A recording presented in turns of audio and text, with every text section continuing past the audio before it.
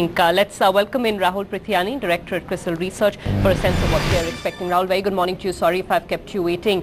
Let me just get a big picture from you first. You're saying fairly muted revenue growth, 6 to 7% broadly?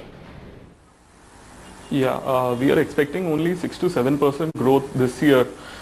This is compared to around 17.5% that we saw a year ago for the corresponding quarter. And there has been a, slowdown across the board, be it investment-linked spaces, manufacturing, and now we are seeing early signs of slowdown even on the consumption-linked spaces. So all in all, it's been a fairly low revenue growth that we are expecting for Q4. Rahul, even on a quarter-on-quarter basis, are we seeing deceleration in sort of demand conditions and hence revenue conditions? I know that there are always seasonal factors at play, so one can't do a like-to-like comparison. But in terms of just trends, what are we seeing out there? Compared to Q3 of this year, we are where the revenue growth was about 9%. We are expecting close to 6%, 6 to 7% revenue growth this quarter. And some of the early indicators from whatever we've seen in terms of auto sales numbers and the feelers that we are getting from the speaking to the corporate world on the investment-linked spaces. So both those spaces seem to be doing a little weak. Seem to be very weak here. So all this is driving us to the belief that the growth will be muted this quarter compared to last quarter itself. Let's talk specific sectors then. You're saying that investment-led manufacturing, that will be the weakest spot. Just talk us through that. Yeah, so coming to the investment-linked spaces, both your capital goods as well as construction-related spaces are continuing to see pressure in terms of volumes. This is on account of slower order inflows, slow movement on projects, and also weak finances of many of the players in this space. So as a result, you're seeing significant pressure on these spaces. So here we are likely to see either a degrowth or a very limited growth in revenue. As far as the manufacturing spaces go, here be it auto and overall there's on the consumption side also we are seeing some pressure. So volume growth, be it on the auto front, that is the consumer discretionaries, as well as the non-discretionaries, we are seeing some pressure, and also some heavy investment-linked sectors like steel are seeing slowdown of both auto as well as the infra space slowing down.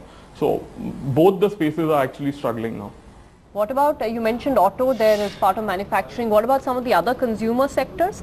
In particular, I'm curious to know what's happening on FMCG, for instance. Durables, one would expect it to be weak, but sectors like FMCG, how are things shaping up? See, for the FMCG sector, what has happened is you've seen delayed monsoon, especially in some of the southern states, which is impacting the rural demand. So on the volume front, we are seeing some pressure. Having said that, realizations are, increase is likely to benefit them. So on the whole, they'll perform better than the average that we have, but still there seems to be volume pressure that has kicked in last 2 quarters.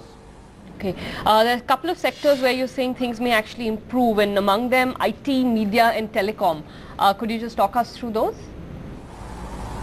See, as far as the IT sector is concerned, we are expecting it to benefit from the rupee. Though the benefits will be lower than what you've seen in the previous few quarters, we will see some benefits on account of the rupee. Plus, you're still seeing decent volume growth of about 10% in dollar terms that we are looking at. As far as the media sector is concerned, again, digitization is going on. So some of the spaces within media which are linked to digitization, so they are likely to benefit and see some growth in their top line. On the telecom front, we are expecting more data usage resulting in better ARPUs to pull up their revenue growth.